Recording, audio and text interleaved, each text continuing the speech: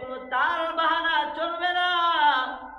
আল্লাহ বলেন, আল্লাহর বান্দিকে আল্লাহ ডাক দিয়ে বলবেন, রে আমার বান্দি, তুমি যে নামাজ পড়লে না, তুমি কি মা ফাতেমার চেয়েও কি তুমি বেশি সংসারী ছিলে?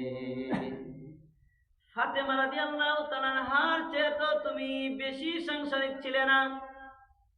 অতএব তুমি নামাজ পড়লে না, তুমি যে বাহানা দিয়েছো, ওই বাহানার কারণে তুমি আজকে জাহান্নামের আগুনে জ্বলবে। তবে তুমি জাহান্নামের আগুনে যে যাইবে, তোমার সাথে আর কারো পাইবে না। তোমার জন্য একা একটা জাহান্নাম, এই আগুনের মধ্যে তুমি চিরকাল পর্যন্ত থাকতে থাকো।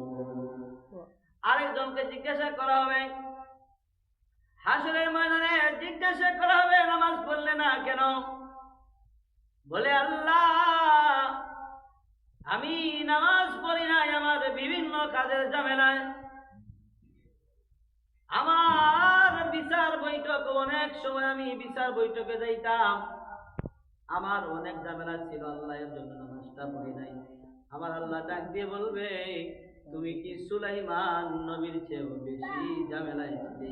সুলাইমান আলাইহিস সালাতু ওয়াস সালাম তো একটা রাজ্যের বাদশা ছিলেন এবং এই রাজ্য তিনি পরিচালনা করত।